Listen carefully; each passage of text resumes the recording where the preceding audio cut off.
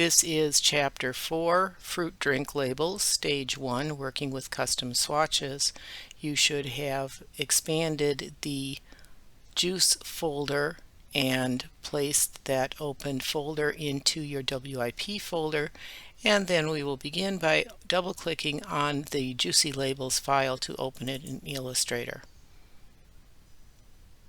Double-click the hand tool to center the label on the screen. Change your workspace back to the default by choosing your workspaces and reset Essentials. Open your swatches by going to Window and opening Swatches. Expand your swatches folder so that you can see everything in it. Open the Options menu and choose Select All Unused. Press the Control key and click the three selected swatches in the bottom folder to deselect those. And then click the Delete button. When asked, click Yes to confirm the deletion. Click to show the list view and click the bottom right corner of the panel and drag down until you see the entire list of swatches, including the entire name of each swatch.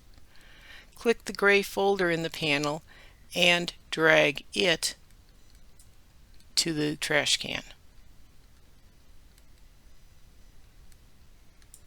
Click the arrow button to the left of the fruit colors to collapse that folder. Save your file and then continue. Save your file as Juicy Labels with your initials and then continue.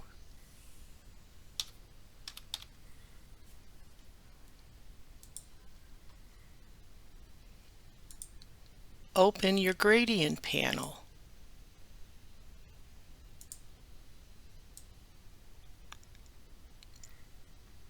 Choose the radial option in the Type section, then double-click the left color stop, and in the swatches that pop up, select the C0 M10 Y80 K0.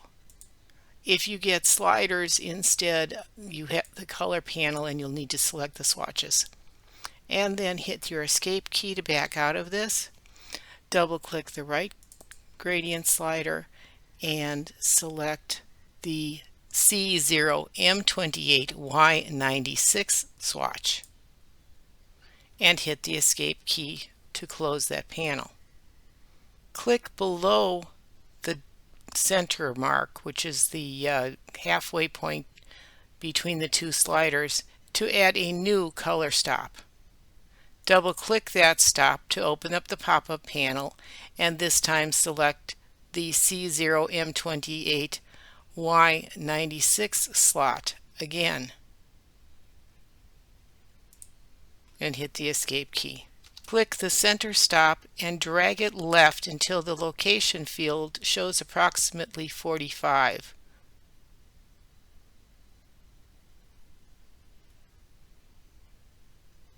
Click the small diamond above the gradient ramp between the first and second stop.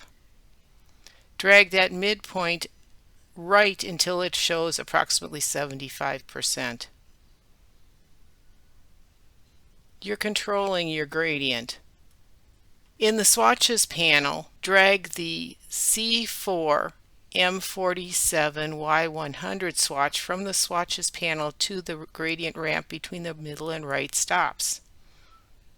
Yes, you can add a stop that way. Highlight the location field and type in 70%. Hit your Tab key to accept that. Click the sample swatch in the gradient panel and drag it into the main swatches panel above the label colors folder. It will say New Gradient Swatch. Double-click it and rename the swatch Honey Radial.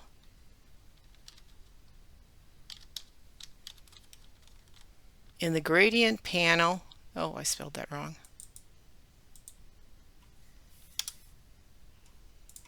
In the gradient panel, click to select a linear gradient and do the same thing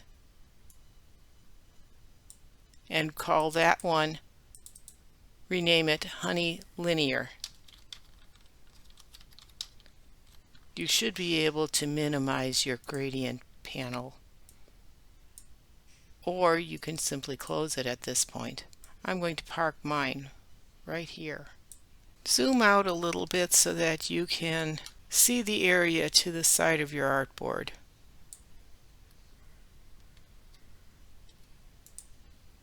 We've got some graphics that are going on over here.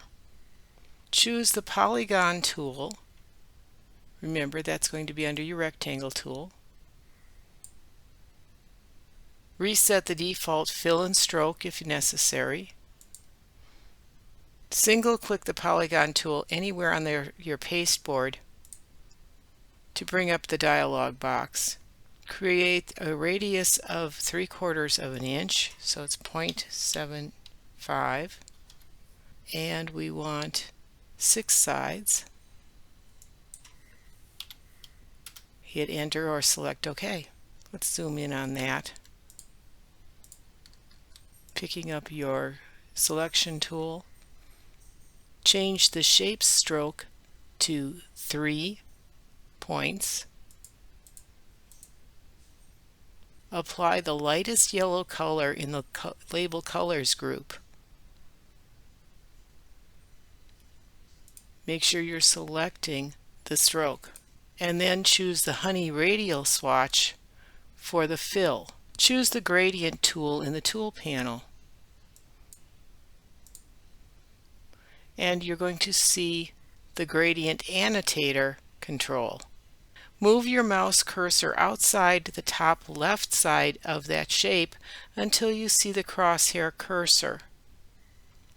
Click and drag past the opposite side of the hexagon shape.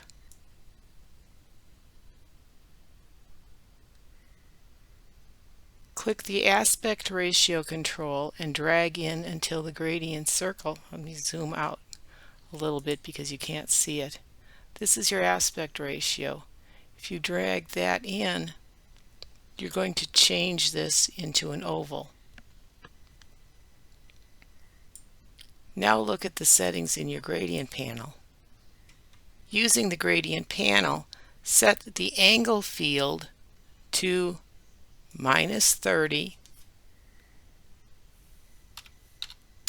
It'll automatically put the degree in, and the ratio to 70%, and it will automatically put the percent in.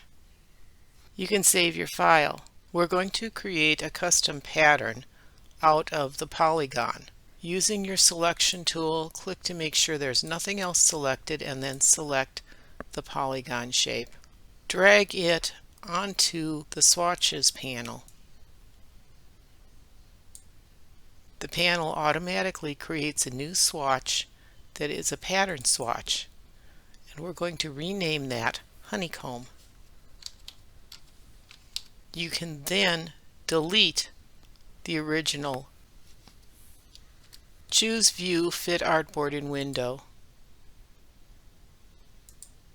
Double-click the Honeycomb swatch thumbnail in the Swatches panel to enter the Edit Pattern mode. At the bottom of the Pattern Options panel, uncheck the Show Swatch Bounds option if it's selected. In the Tile Type menu, choose Hex by Column. With the Selection tool, click to select the hexagon shape on the artboard. Review the hexagon shape that defines the pattern. In the Properties Transform panel, note the size of the selected object. In the Pattern Options panel, turn off the constrain icon for width and height. Change the tile width, size, and height to match the artwork that you noted in the Transform panel.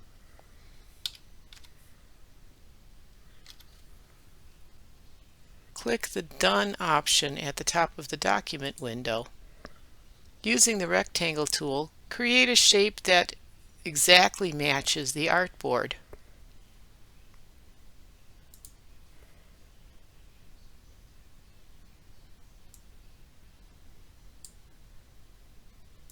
Apply a stroke of none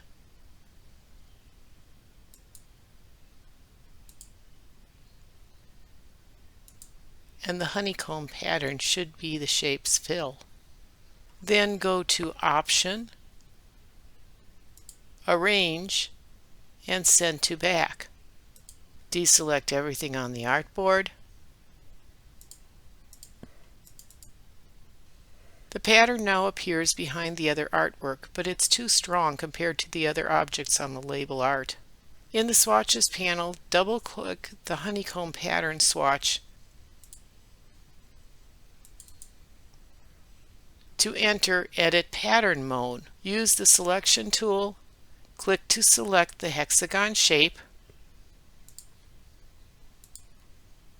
and change the object's opacity to 20% using the Properties or Control panel. Look in Appearance for the opacity.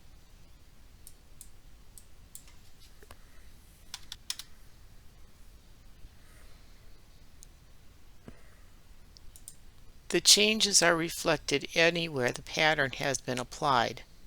Lightening the color in the pattern artwork makes the overall background pattern much more subtle. Next, we're going to apply a gradient to this rectangle, the stroke around it, and we're going to adjust the width of the stroke using the Width tool. So we're going to select the rectangle, and in the stroke panel we're going to apply the honey linear stroke. Then open up your gradient panel and look at your options. You can apply the gradient within the stroke, you can apply the gradient along the stroke, and you can apply the gradient across the stroke. We're going to apply the gradient across the stroke. As you can see, the inside has the light color and the outside of the stroke has the darker color. Then choose the Width tool out of your panel, and we're going to go up and select this upper corner and click on that and drag towards the center, and look how this changes the width. We're going to drag this in until the overall width is approximately 0.2. That's close enough right there. And then release, and you can see how the gradient adjusts itself. Move the corner along the path until the feedback is intersect for the center. We're going to click on there and hold down your Alt key as you click and drag down until your cursor feedback shows. This time we're only going to adjust one side, and we want the one side to be 0.05 inches. And it might take a few tries. That's as close as I'm going to be able to get this. And if we click on the point that we just added, release of course your Alt key, we can drag this over to move that adjustment. Then we're going to double click the top right corner, which is going to bring the Width Point Edit dialog box up. So if you don't like the clicking and dragging, you can always run into doing something like this. Make sure the constraint is turned off and change side 1 to 0.075 and side 2 for a width of 0.11, and select OK, and you can see the change that's made to the corner. At this point, you can go in and experiment with some of the other corners and make adjustments to the width of your stroke by clicking and dragging and making it wider, clicking and dragging, making it narrower, by pulling in. Using your Alt key gives you the ability to move one side. So go in and make adjustments as you wish to change the stroke as you see fit.